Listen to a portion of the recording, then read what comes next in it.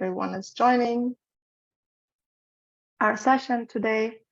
It takes a while until everyone is on board, so we'll give it a few minutes and then we will start our session today.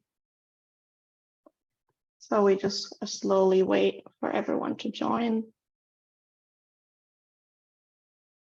And then we will start our session today.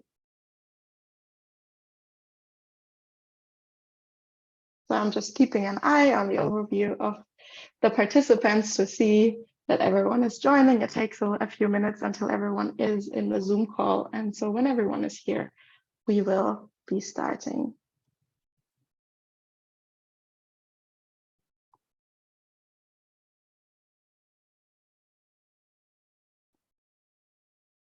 So welcome everyone who is arriving. And I will slowly start the session. We were just waiting for a minute to get everyone on board, and it seems everyone has arrived. So I would like to welcome all of you to this new semester of the Nexus seminar series. The Nexus seminar series is hosted by the United Nations University Flores Institute, and that's Serena Kauti representing them, as well as the TU Dresden, and I'm representing TU Dresden today. I'm Samantha Dijkstra Silva. And we're really happy to have you all joining. We have a very special guest today. I'm happy to welcome the wonderful Kate Kreis, Dr. Katherine Kreis from University of Christ, you're German, Christ. Yes, I did pronounce it the Australian way, but of course with an Austrian heritage, I can say Katherine, right? Christ, to welcome. And Kate is joining us today. She arrived yesterday from Australia, is currently in Germany. And Kate is a senior researcher and an expert in accounting for modern slavery and modern slavery risk management in business operations and supply chains. So I'm very excited that you're going to share your insights and input in this today. I also wanted to briefly say that Kate has 2 more sessions where you can also meet her in person. So today it's online, but there's also 2 sessions in person. One is the research colloquium at the Faculty of Business and Economics in Dresden. And then there's also, for those of you who are PhD students, the opportunity to learn from Kate from a methodological perspectives for integrative literature reviews. And that's next Tuesday. And then the research colloquium is on May 2nd. So if you want to join and hear more from Kate, those are 2 opportunities, and meet her in person and connect with her, because Kate is visiting TU Dresden for the next 4 weeks. So that's a short introduction of Kate. I'll just give a few details on the housekeeping of today's seminar. So Kate has an input presentation from us, and if you have any questions, you can use the Q&A question button to pose any questions. And if you have any technical issues, you can see here a UNU Flores Zoom. That's Zeynep Oskul who is managing that. So if you have any technical questions, you can post in the chat, and any content questions in the Q&A session. And Serena will moderate the Q&A session after today's presentation. And so with this, I close my introductory words, and if you, I would like to hand over to you, Kate, and I very much look forward to the presentation that you're going to share, and the floor is yours. Okay, thank you. I'm just going to share my screen. So on that one, yep. So can you all see that? Yes, yeah. Yes, we can see the full screen. Brilliant. Okay, so yeah, it's lovely to be here with you all today, all the way from Australia. I was saying earlier to Samantha in that I actually spent 19 hours traveling yesterday from Dubai via Munich to get here. So it is really lovely to be here, even though the weather could probably be a little bit nicer. It has been raining a bit. So today I'm going to speak with you about modern slavery, and in particular, the challenges for business and society. And when I give this presentation, I'm going to take a little bit of a step back to start with, because the more I present on this topic, whether it be to business audiences, academic audiences, I have really noticed that modern slavery is a topic that a lot of people, they might have heard about it, but they don't really understand what it's about. So I'm hoping that I will be able to enlighten you a little bit. So obviously, when we think about working conditions and workers, fair and decent work is what most of us would see as being the objective of most countries. But even with fair and decent work as a goal, we see that exploitation continues in many forms and in many different ways. And the most extreme form of work-related exploitation is known as modern slavery. Now, although we have this term, it's important that you understand that at this time, there is no generally accepted definition of what modern slavery actually means, and different organisations have tended to define it in slightly different ways. But it is a relatively recent term for an activity which, from a business perspective, is said to subsume practices a little bit like forced labour. We have debt bondage or bonded labour, and the worst forms of child labour. So modern slavery is a little different to the traditional slavery that you might think about, in that actual ownership of one person by another is not generally what characterises it. Instead, modern slavery is based very much on this notion of control. So it's, I went ahead there, sorry. I don't know why that slide skipped ahead. So it's very much on this notion of control. So it's about where one party controls another and forces them to work or engage in activities against their will for the purpose of exploitation and generally for economic benefit. So it's a little different from the more traditional views of slavery. Now, according to the ILO, that's the International Labour Organization, they define forced labour, which is one of the most prominent forms of modern slavery when we think about business, as being all work or service which is extracted from any person under the threat of a penalty and for which the person has not offered himself or herself voluntarily. So it involves situations where people can be coerced to work through the use of violence or intimidation, but it could also involve more subtle means of coercion, such as the manipulation of debt, retention of identity papers, threats of denunciation to immigration authorities, etc. So what is modern slavery? When we think about the term slavery, people tend to come up with a picture like this. And even though slavery goes back to ancient times, the Greeks, the Romans, the Egyptian slavery goes back thousands of years. When we think of the term slavery, a lot of people think about the transatlantic slave trade. But so when we think about modern slavery, instead of this more traditional picture, modern slavery can actually look like this. Or it can look like this. It could be in factory settings, it could be very much in developing world settings, etc. Or it could look like this on construction sites. So modern slavery has developed to a point where it's pretty much all around us and it's often hidden in plain sight. Now, when I look at a lot of people, or I talk to a lot of people about modern slavery, and there's a lot of confusion about where modern slavery starts and where poor working conditions sort of end. Unfortunately, when we talk about modern slavery, we're not talking about the poor intern who's working for a merchant bank that might be working 19-hour days and not being paid a lot. That would be poor working conditions. And if we were to incorporate poor working conditions into modern slavery, the amount of money involved, the number of victims would go up exponentially. So we have a continuum. We have legal and appropriate work conditions, which is put here on the right-hand side because that's what we're all aiming towards.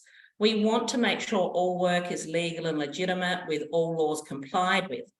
But what we often see is this grey area. Sometimes we get employers that don't offer good working conditions. There may be poor pay, entitlements not being provided. But then we get the extreme end, the modern slavery. Modern slavery is illegal and is illegitimate. It does include traditional slavery, although that's not as common these days. It also includes forced labour, which I mentioned before. Debt bonded labour or debt bondage is another form of modern slavery that occurs when a person is forced to work to pay off a debt and they're effectively tricked into working for little or no pay with no control over their debt. So they might incur exorbitant interest and everything they do, all the money they get from their work goes to pay off a loan, which just ends up increasing in perpetuity. We have sexual servitude, domestic servitude, worst forms of child labour. Organ trafficking is a big one, where people are trafficked for the illegal purposes of organ harvesting. Orphanage trafficking is a very interesting one. It's fast becoming a very highly profile form of child trafficking, and it basically involves the transfer and recruitment of children into orphanages, and I don't know why my slides keep moving on, or institutional care for the purpose of exploitation or profit. And of course, we have human trafficking. That is the recruitment, transportation, transfer, harbouring or receipt of people through force, through fraud or deception with the aim of exploiting them for profit. So this figure is one that I put together in a paper that I co-authored with Roger Burrett and Stefan Schultegger back in 2020. If anybody is interested in finding out a bit more about this figure or the paper it came from, please feel free to reach out to me. So I'd like to give you a little bit of a historical comparison. Now, as I said, although slavery goes back thousands of years, when I talk to people about it, they most often think about the transatlantic slave trade. So when the Africans were sent over to the Americas. Now, this occurred over a period of over 300 years, so 1526 to 1867. And in that entire time, 12.5 million captured men, women and children were put on ships in Africa, and 10.7 million made their final destination. Now, what is very interesting here, the price per slave at that time was between 25,000 and 40,000 American dollars. That meant that when you purchased a human being, it actually was a quite significant amount of money you were investing, and that provided some incentive to at least look after these people. And these people were recorded in the accounting records as assets, and you could actually take out loans and use your slaves as collateral. So now let's have a look at today. So when we talk about modern slavery, today, at this current time, the estimates that have been published last year by the Walk Free Foundation and the ILO suggest there are currently 50 million victims in slavery worldwide right now. So there are more people enslaved today than at any other time in human history. And when it comes to more traditional forms of slavery, the price per human being, the amount it actually cost you to buy a person, is now as little as $100 US. That is horrific. And of course, when people that so inexpensive, we disregard them, and they are basically expendable. So I just want to ask you all a question, and I want you to think about this. I'll give you 30 seconds or so to think. How many of you would buy a human being? This is a question I want you to think about. Most of you probably think this is horrific. Of course, I wouldn't buy a human being. Why would I ever get involved in something like that? But now I'm going to ask you something else. Do you all own one of these? I do. I've got one here. What about one of these? I'm using one as we speak. Do you own any of these? I'm sure we're all wearing clothes today. I hope we all are. So we've all got clothes. Now, if you answered yes to any one of those, you are inadvertently supporting slavery. So when I said, would you buy a human being? You all probably think no. Through our purchases, we are actually inadvertently supporting slavery. And another thing I want you to think about, slavery affects every country and is thought to exist in every industry. Now, I'm going to give you an example from Australia here to show how even developed countries can be brought into this. As most of you probably know, Australia is a very, very large country.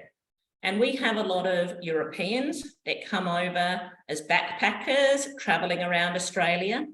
And if they want to extend their visa for an extra year, I think it is, they can do this provided they go and work for 2 months in a regional or rural area. Now, going back a few years ago, some of these backpackers went out to a property in far north Queensland. Now, in Australia, you can go to a property in the outback and you can't just walk to another town. You could drive for 6 hours and not hit another town. There is often no mobile phone reception. You are completely isolated. Even if you decided to walk out of there without water, without provisions, you would not make it. So there was an example of a property in far north Queensland, and they actually took these European backpackers, young kids from Europe. They confiscated their identification documents, their phones, and they kept them in animal cages. They were only let out to work. And then they were literally locked up in animal cages every night before they were eventually discovered and liberated. So this does happen in Australia. Another example was from the United Kingdom that I saw recently. A Romanian woman was promised that she would be given good work in the United Kingdom and that she'd be able to send money home. When she arrived, she was forced to work for no money in agricultural concerns. At one point, this shows how extreme it is, before she got liberated, she had an infected tooth. She went to the people that were holding her and mentioned it. They got another of the enslaved people. They took a hammer to his mouth and smashed all his teeth and then said, so do you want us to do something about it now? She obviously said no. Eventually she was liberated. So that's just 2 examples of the UK and Australia to show that this does happen even in developed countries, and it is really horrific that that is the case. So how big is this problem? As I said, if we look at the Walk Free Foundation and the ILO estimates, they currently suggest that more than 50 million people are enslaved worldwide. We have 26 million of these people who are currently in forced labour, many in corporate supply chains. Now, and although modern slavery exists everywhere, it does not exist in the same proportions everywhere. We do know that women and girls are disproportionately affected, with 71% of victims being female, and 62% of all modern slavery occurs in the Asian region, mainly the Asia-Pacific region. And then when we look at some of the financial ramifications, we can see that $354 billion of at-risk goods are imported into G20 countries every day. And that figure was estimated back in 2016. So it's likely to have gone up a lot since then. And as I said, slavery is all around us. It is in every country and it is considered to be endemic. And it is essentially a problem, however, that is hidden in plain sight. As I said before, it is hidden in the products, like my phone here, that we use every day. And many of the supply chains that we deal with are tainted with modern slavery. So this is obviously a really big problem. It occurs worldwide. How are governments responding?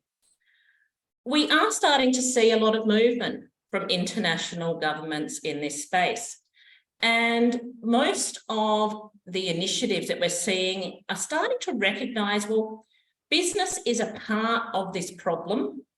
Therefore, they must be part of the solution.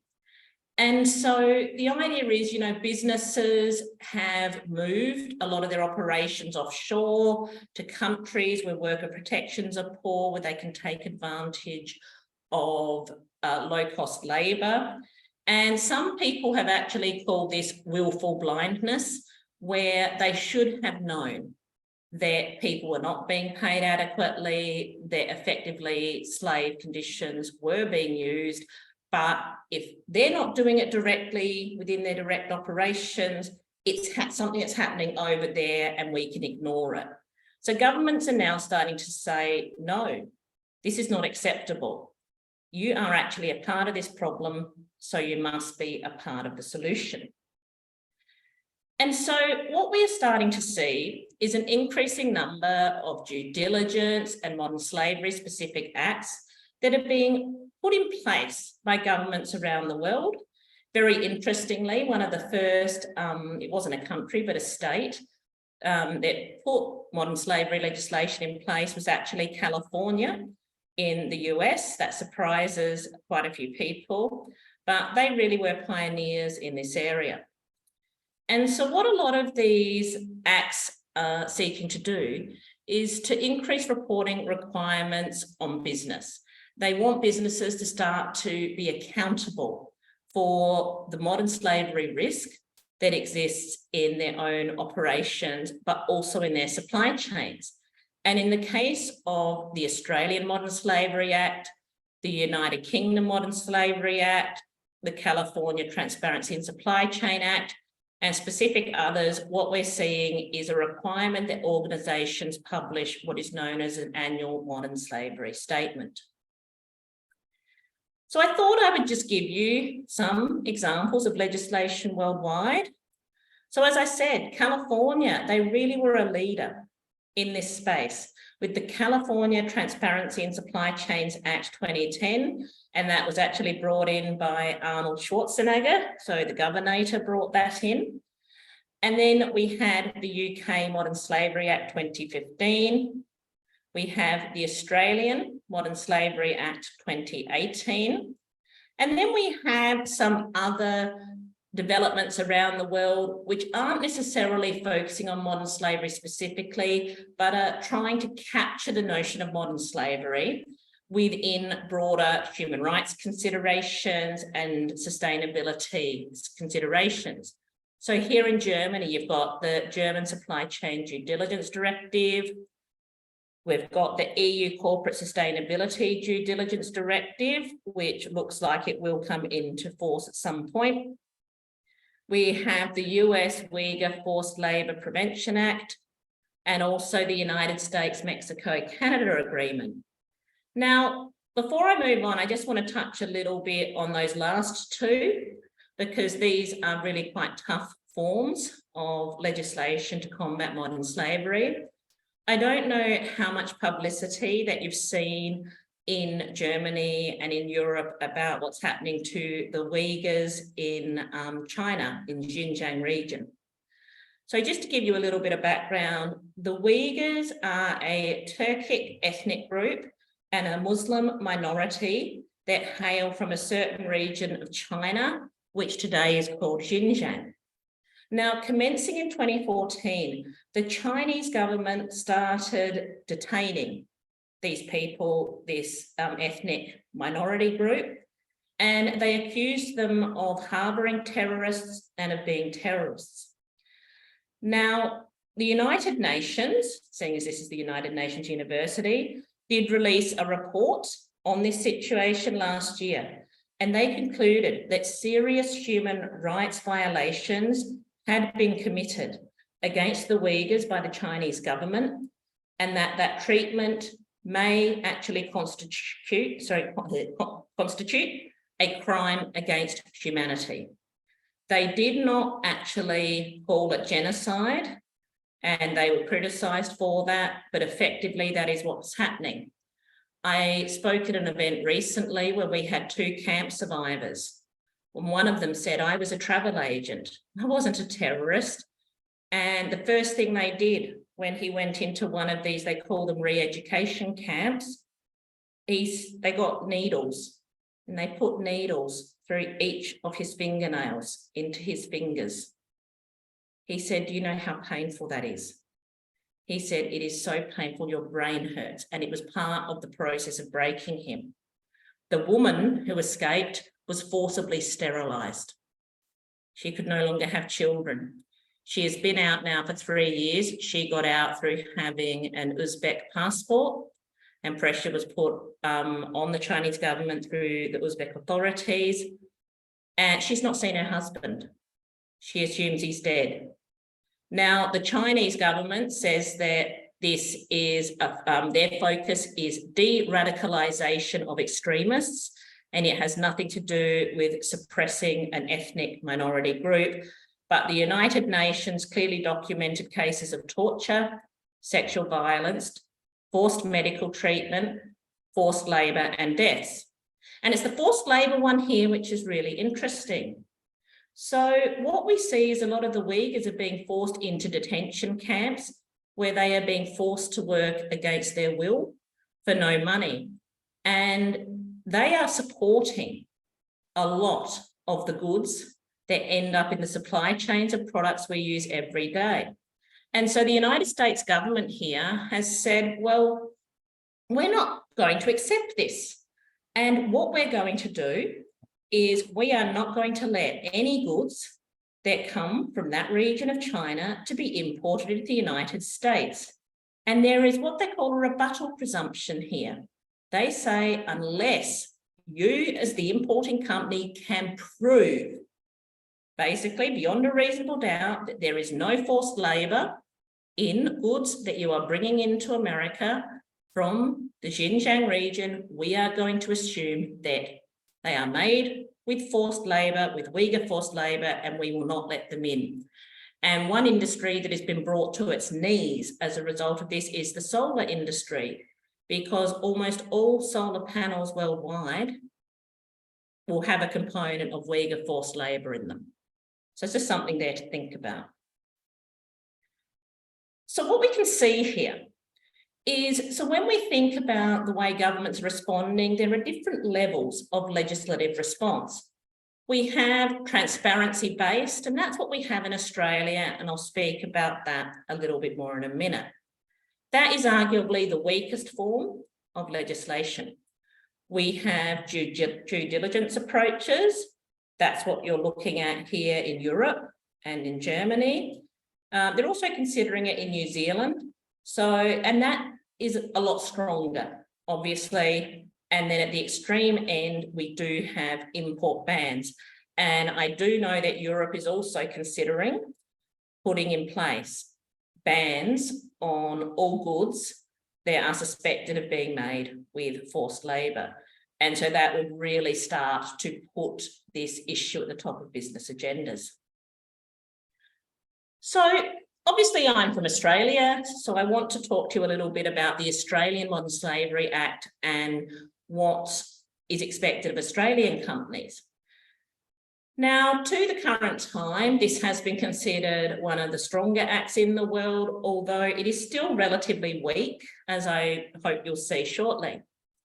So this act requires annual modern slavery statements to be published by all commercial, public sector, and not-for-profit entities that have annual consolidated revenues of at least 100 million Australian dollars.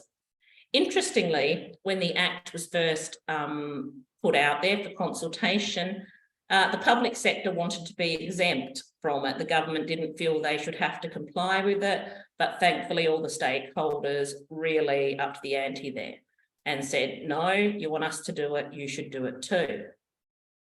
So among the things that they need to put in their modern slavery statement, these businesses need to describe the risks of modern slavery in the operations and supply chains of the reporting entity and any other entities that the reporting entity owns or controls. And so this is pushing organisations out of their comfort zone. So it's not just their operations, it's this notion of extending reporting to the supply chain.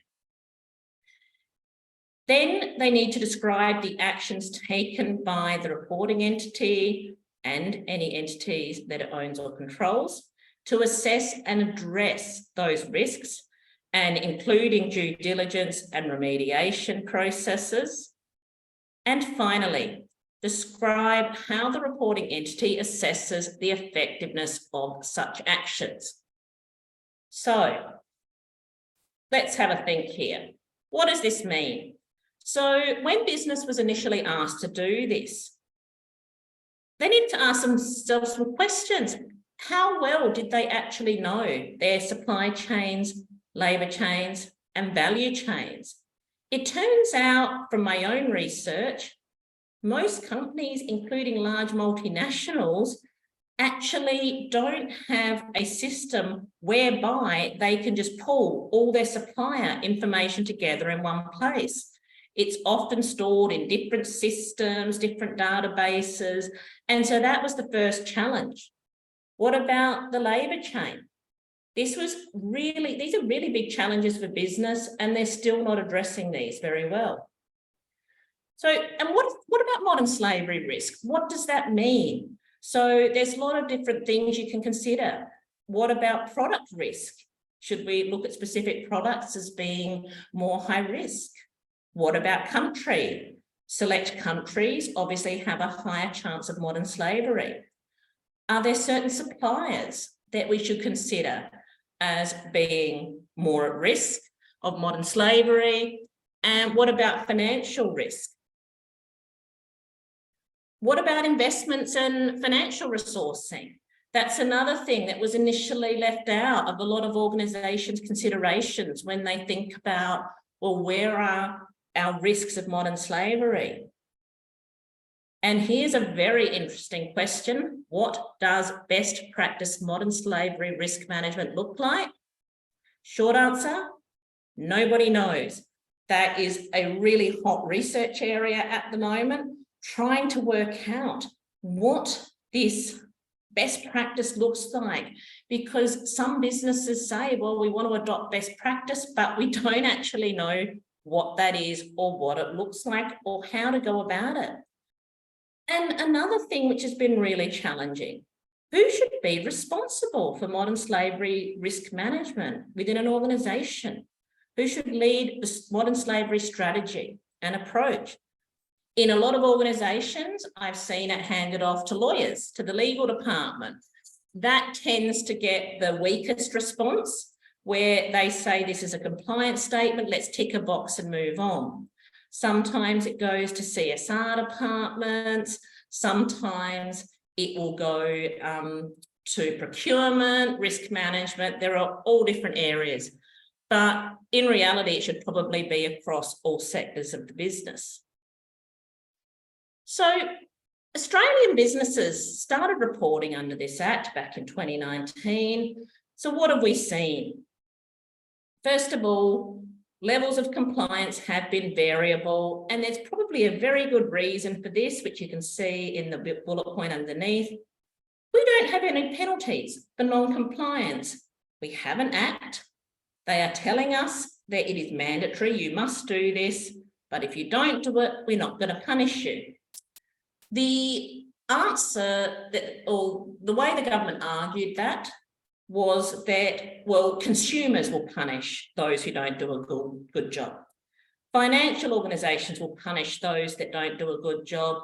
Buyers and suppliers will punish them. But none of those parties really understand this issue. So what we're seeing is there are really no penalties at all coming in for non-compliance. So a lot of organisations are actually ignoring the mandatory requirements. Some by not even reporting at all, some by just doing a very poor job. And we also see, and I've recently founded a modern slavery network in South Australia, and not all businesses are bad, okay? There are some businesses that really want to do a good job when it comes to modern slavery risk management and reporting. They see the challenge, but again, they don't know how to do it. And this is a real problem. And I've got a few stats here from a report that was published last year called Broken Promises, 2 years of corporate reporting under Australia's Modern Slavery Act. And really sadly, this report found 66% of the companies reviewed, and they were sourcing from high-risk sectors, were not complying with even the most basic reporting requirements of the legislation. Many didn't submit at all. We had 56% of the commitments made by companies in the first year to improve their modern slavery response being unfulfilled the next year. So they were making grand, lofty statements about what they were going to do, but they weren't actually following through with that. And 43% of companies didn't actually identify any modern slavery risks in their supply chains. Some just say, we don't have that problem. So this is a real issue moving forward. So with this in mind and thinking about this Australian approach, I have a question for you. And this actually comes from some of my own research. 2 companies in the same industry produce modern slavery statements. Both are reporting for the first time. One says it found 0 incidents of modern slavery in its direct operations and supply chain. The other found 117 examples in suppliers' operations. They immediately eliminated dealings with 14 of these, considering them so severe that they could not continue working with them. But they are then working with the others over a period of 3 years to improve. These companies will be reviewed on a 6-monthly basis and lose their contract if they do not demonstrate sufficient improvement. And this is an actual real life example of 2 organisations, same industry, same size. So if you're looking at this from the outside, which company is doing better? And how can we know? I've shown that to students before, and some of them say, but that one's got no modern slavery. But how hard did they look? If these organisations are similar size from similar industries, what did the second organisation do that the first organisation should have been doing?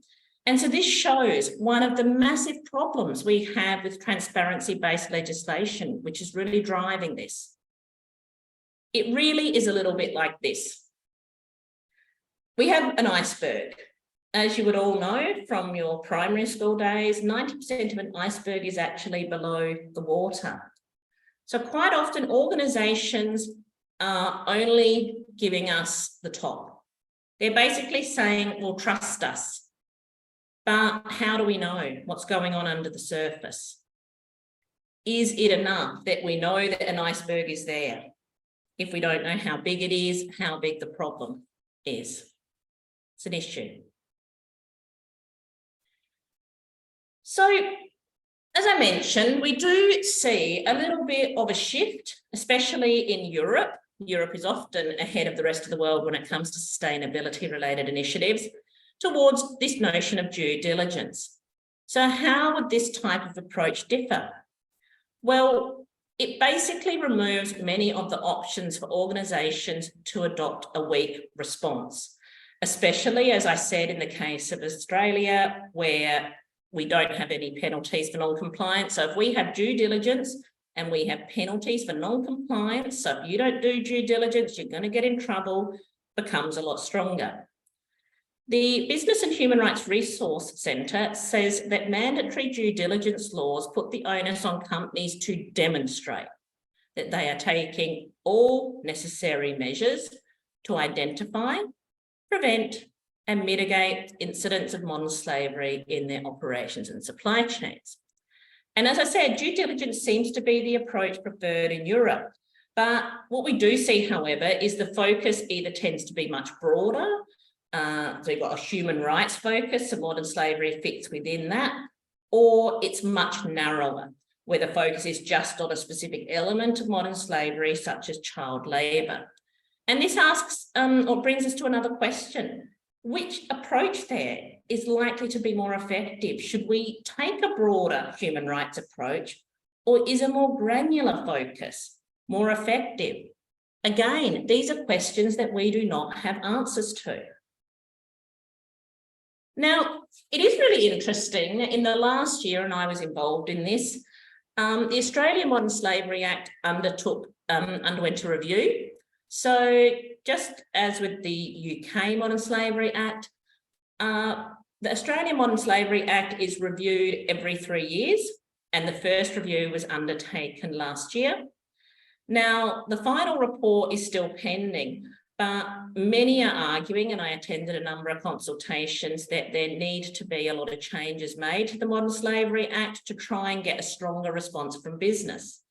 So suggestions for improvement that I have heard include lowering the reporting threshold. So $100 million is quite a lot of money. Maybe we need to bring that down. The big one, penalties for non-compliance. And in the UK, they were even talking about making directors personally liable for false or misleading statements that were put in a modern slavery statement. So that's an interesting idea. Greater guidance for business, and this has been a real struggle. Businesses do not know what they are doing in this area. As I said, I've lost count of the number of businesses and business organisations that have contacted me as an academic because they found me online saying we need help. So they are reaching out for help, and some do want to do a good job, but they don't know how. Consideration given to the role of SMEs, small, medium-sized enterprises. Is it enough that we ask big organisations to report? Should small and medium-sized enterprises have to do something? And finally, is there a role for compulsory due diligence? So these are all things that I think will come out. The report should be out on that review, I would suggest, in the next month. So it'll be very interesting to see what Professor McMillan, who led the review, has come up with. Now, so when we look at this, obviously modern slavery, look, it is a huge problem. It is so large, it just feels sometimes like we're not going to make any progress at all. But what are the main challenges for business in addressing modern slavery?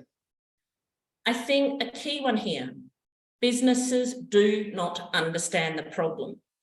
I've spoken to people who have contacted me, I've answered the phone, they're from a reporting entity. They said, I work for procurement, I've been put in charge of doing our modern slavery statement, I don't even know what it is, what do I do?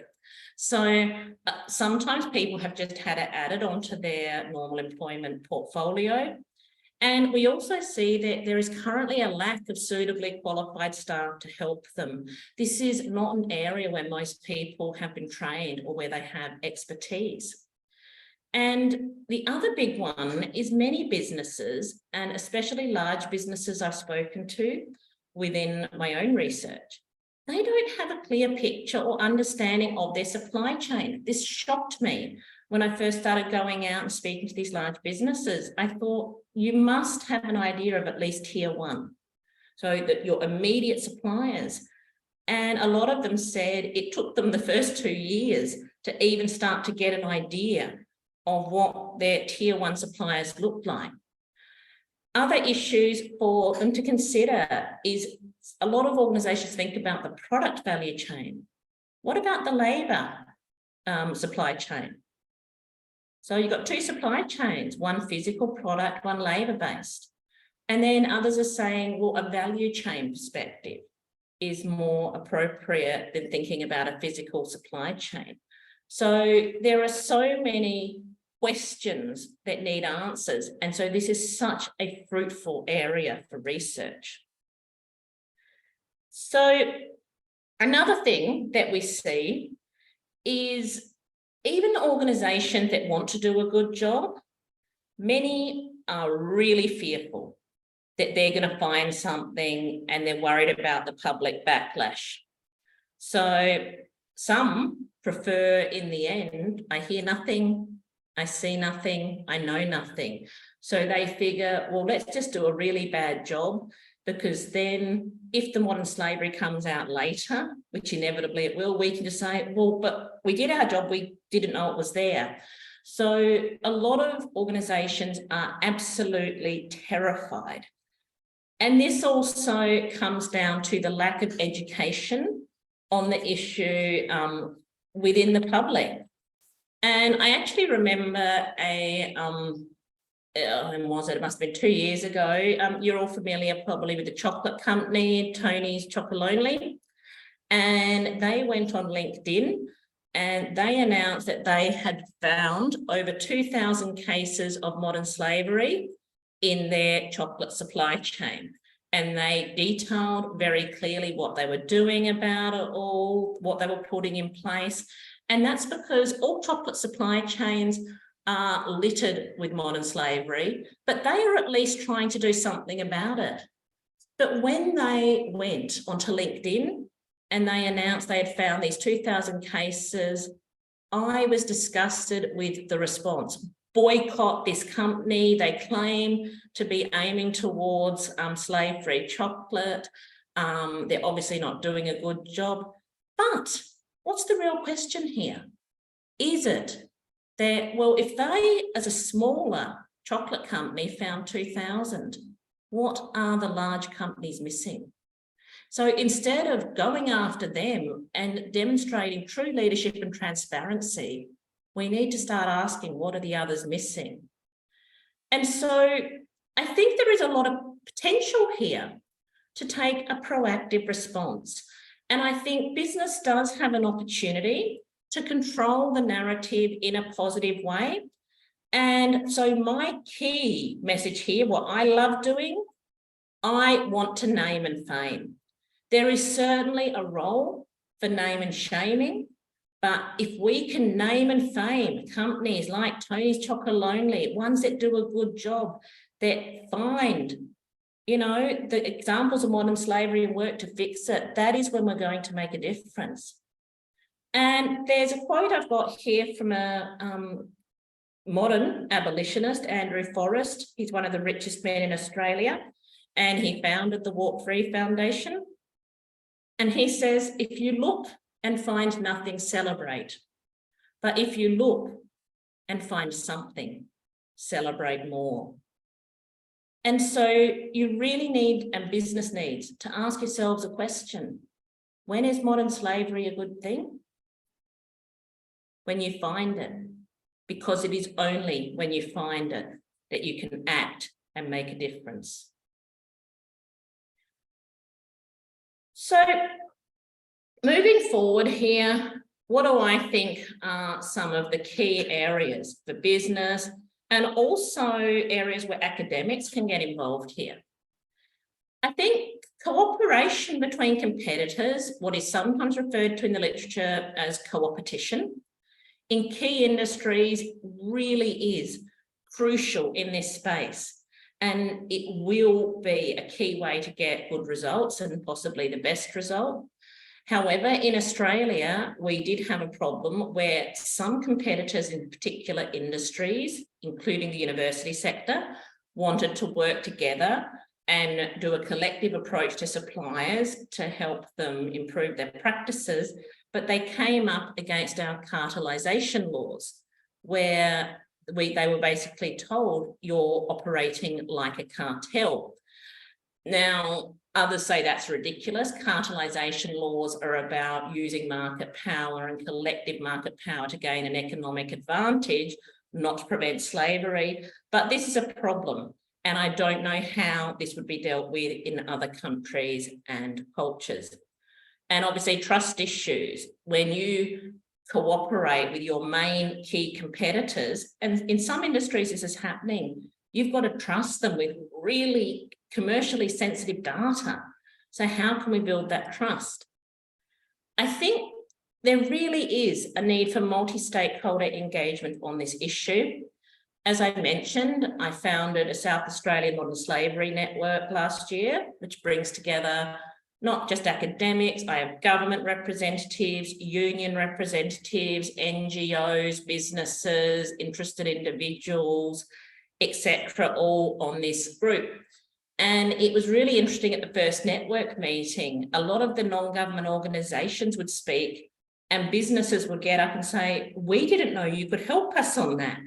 And the unions would have a perspective and business would say, we hadn't thought about that before. So I think this is an area where instead of being us versus them, I think we need to bring all the different stakeholders together and have meaningful conversations on this topic.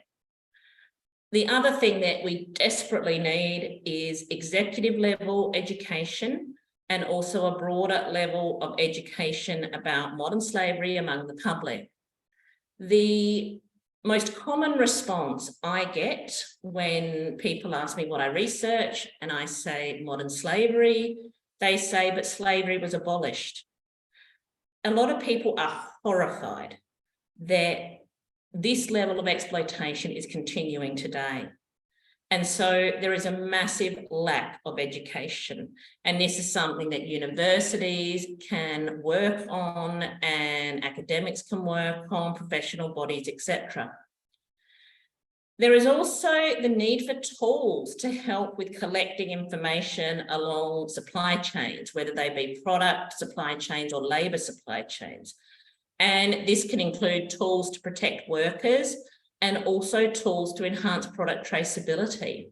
Each of these is needed, and I'm doing some research with a company out of New Zealand who's working on technological solutions and in relation to tools to protect workers and to give workers a voice. And so that is really interesting. And I think the other thing that you need to remember is always keep the victims front and foremost in your mind. I've had a lot of debates with people since researching in this area, and the approach taken by most of the professionals, the Red Cross, the non-government organisations, etc., is that when you locate modern slavery in a supply chain, in a supplier's activities, you need to think about, first of all, why is that slavery occurring?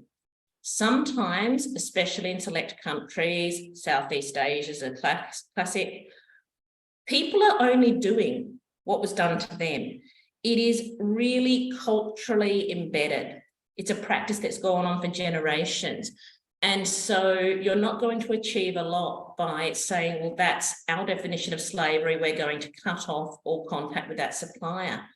Instead, what a lot of people advocate is working with those suppliers to educate them, to help them understand what our expectations are in the way we treat workers. And because sometimes if you cut off a supplier, the victim can end up in a worse situation.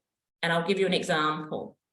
I was told a number of years ago, I know it was Indonesia and the company was Unilever, they discovered child labour in one of their factories, quite extensive child labour.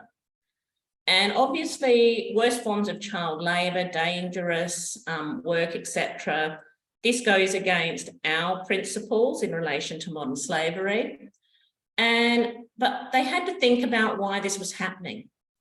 In Indonesia, the company, these families and these children, if the children didn't work, what was going to happen to those families?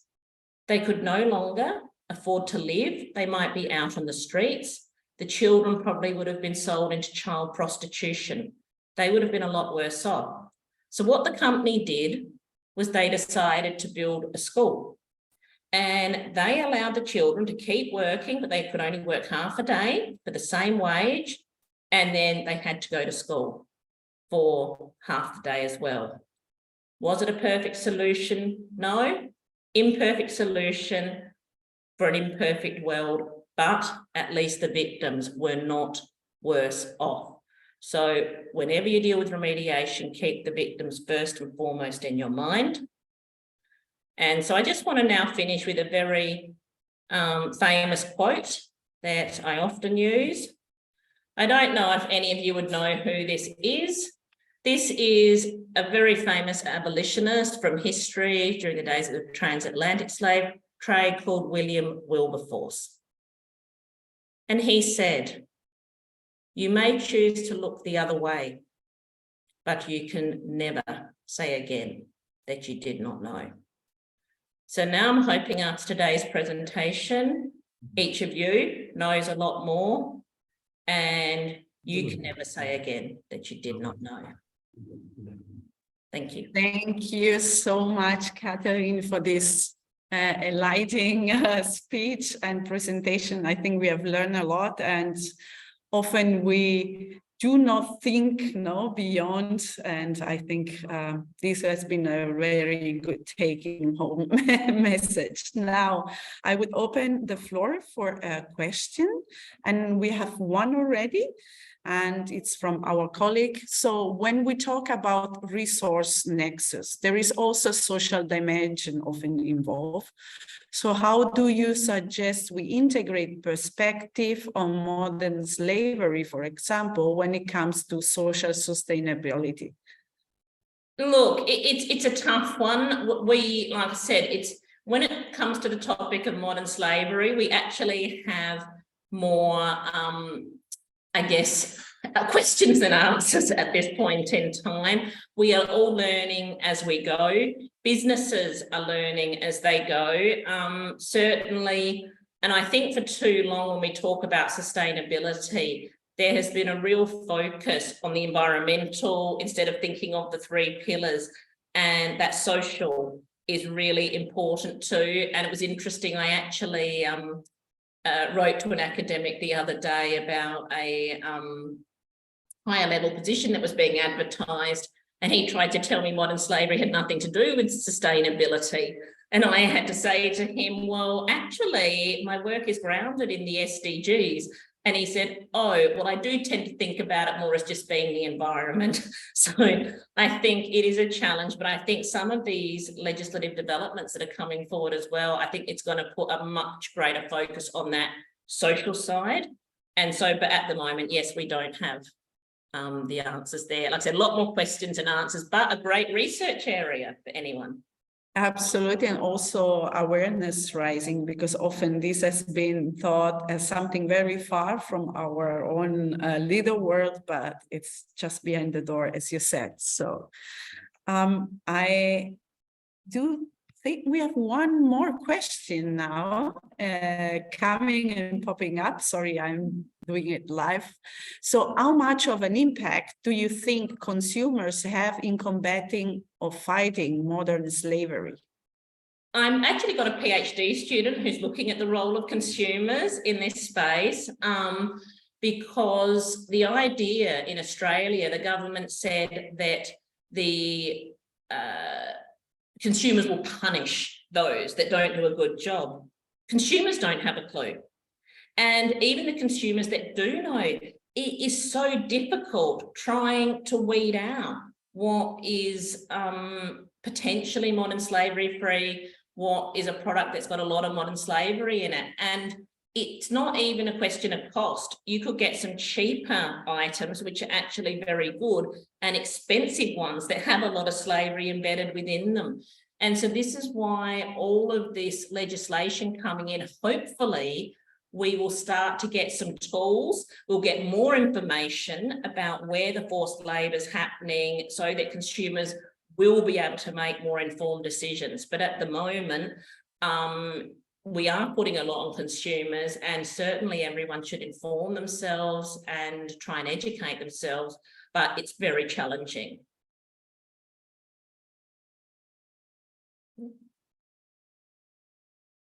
Couldn't agree more. One more question, and one is in the chat. So we have two more, and then I think we will set you free, but I'm really happy that there is such high interest also among our colleagues. So do standards on this issue, or they are most of them left on their own? So between being advised and not thinking of? There are select standards out there. I actually had a paper published recently with Roger Burrett. We looked at the GRI about some of their standards, and the terminology was so confusing. In some cases, they referred to modern slavery as the most extreme form of forced labour, and in others, they reversed it. So that yeah, forced labour was the worst form of modern slavery. So there are some standards, but what we're seeing is that most organisations have been left to their own devices. They're trying to learn from their competitors. They're looking at what others are doing. But a lot of them are asking for help. They're asking for tools. Again, great research area. Like I said, I've had so many businesses reach out to me. And in fact, I had one great question late last year from a very high profile multinational construction company. And they wanted to know about how their commitment to net zero could relate to increased or decreased modern slavery risk. So they were starting to go that step further and put it together. So at the moment, businesses are really flying a bit blind. They're learning as they go. And as I said, what does best practice look like? We don't know. That's a bit of a paradox, because slavery is one of the most ancient, actually, phenomenon, and we do still go by, with learning by doing or making mistake. I think this is also something to think twice about it. One more question. So do you think economic policies like decoupling are used as an opportunity by businesses to do something about potential modern slavery in their supply chain? What we see, if we look at the institutional literature in relation to decoupling, we do see that, like I said, we see a lot of organisations, a lot of greenwash or slavery washing, as one of my students says. They really don't they don't take it seriously. They say sort of all the right stuff. There's nice glossy reports and things, just like we see in other areas. And so I think, and that's a problem in Australia with the transparency-based approach. I think the due diligence approach is going to be a lot stronger. And I'm really looking forward to seeing how modern slavery is dealt with by German companies who have to report. But yeah, I think, unfortunately, what we see, if we go to the new institutional sociology sort of literature and stuff, we do see a lot of decoupling between sort of how businesses want to appear and what they're actually doing, which isn't a lot. Thank you. So one more, it's regarding the issue of transparency. How do you consider the potential of blockchain? Potentially very useful. Blockchain has a number of potential applications. One application can obviously be in product transparency, and once you can get that physical product transparency, if you can tie it to the labour supply chain, that could be very useful. but I've also written a paper with a colleague about the potential for blockchain technology to combat deceptive recruitment in migrant worker populations. One thing that we see with migrant worker populations is that they are very vulnerable to modern slavery. Often they sign a contract, a labour hire company gets them to another country. Suddenly the contract is substituted. They get all of their identification documents confiscated. They're suddenly facing debts they didn't know they had, and they can't prove what they originally agreed. And there is a role for a private blockchain and to put information on that person can control, so that if they can leave, they can always go to their embassy and access their own information and prove what was actually agreed. So there's certainly there's potential there too. So I see blockchain as having several different potential applications, but it's not well researched yet. Still, again, another great area for research. Yes, lots of great areas. Yeah, indeed. So the last now, because I see that while you're speaking, more and more questions are popping out. So you really should very well today. Thank you for that. So does data indicate if local supply chain have fewer instances of modern slavery than global supply chains? I don't have specific data on that, but logically, based on the information we do have, the answer would be global supply chains would be much more vulnerable, and that relates to a control issue.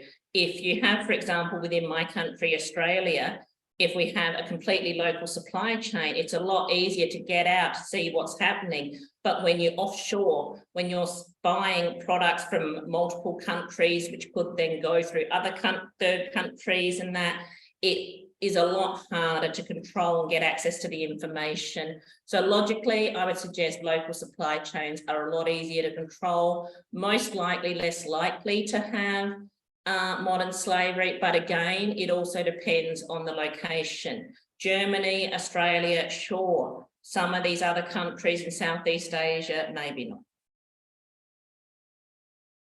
Thanks a lot.